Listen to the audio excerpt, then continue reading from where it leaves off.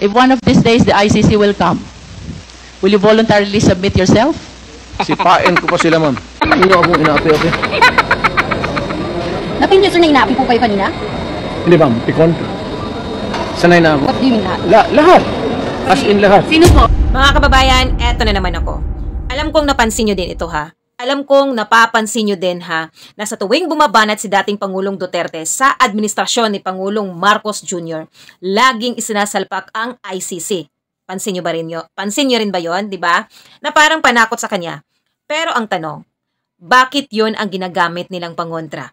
Una, hindi naman natatakot si Duterte sa ICC. Ilang beses na niyang sinabi, di ba, na wala siyang pakialam doon. Hindi siya susunod sa kanila. At hindi siya pupunta kahit tawagin pa siya.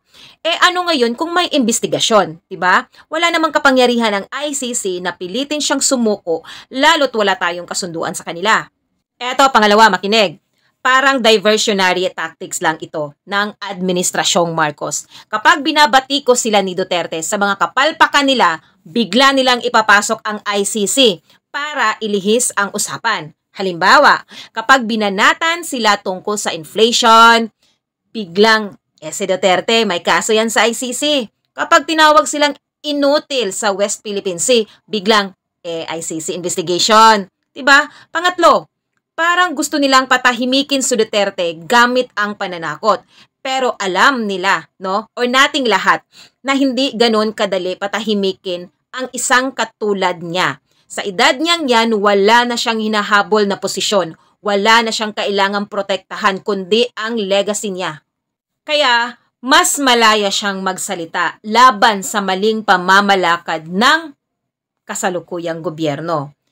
Kaya, ang tanong, bakit ICC ang panakot nila? Dahil ba wala silang ibang maisagot sa mga batikos ni Duterte? Dahil ba natatamaan sila ng totoo?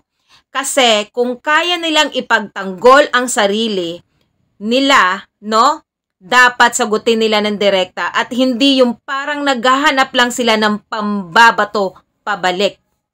Eto pa ha, may mga nagpapanggap na matitibay, pero gusto nilang takutin si Tatay Digong. Aba, agoy, mali ata kayo ng tinatakot ha, si Duterte yan. Hindi yan basta-basta natitinag, lalo na sa mga kagaya niyong puro satsat at pananakot lang ang kaya. Alam niyo ba kung anong pinagdaanan ng taong yan? Yan, si Duterte. Mula mayor hanggang pangulo, ilan na ang nagtangkang bumangga sa kanya. Ilang beses na siyang siniraan, tinakot, pinilit, bagsakin. Diba? Pero anong nangyari? Siya pa rin ang minahal ng taong bayan. At ngayon, etong mga nasa Quadcom, o kung sino man yung mga nagtapang-tapangan, no? Akala naman nila matatakot si Duterte. Ina naman, sanay na yan sa ganyan. Sa edad niya at sa dami ng laban na hinarap niya, akala niyo ba magpapatalo siya sa inyo? Kayo nga ang nanginginig pag siya ang nagsasalita, di ba?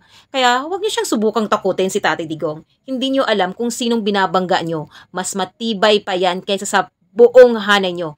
Ang tanong, kayo ba? Kaya niyo bang panindigan ang mga pinagsasabi ninyo o puro lang kayo daldal? Sino-sino po? Lahat, pati yung nakaupo doon sa harap ko.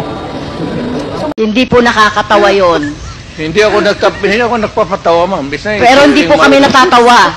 Mr. Chair, wag mong gawing katatawanan ang hearing na ito. Sinasabi ko sa iyo. Ang tingin mo sa akin, stupido? Mr. President, because we're in an investigation in aid of legislation and we're ruling out that if they are in... Mag-legislate kayo. Huwag mo akong isali dyan because I would be putting the people in danger. Yung inyong legislation, mine is law and order. We are far apart in our discussion dito.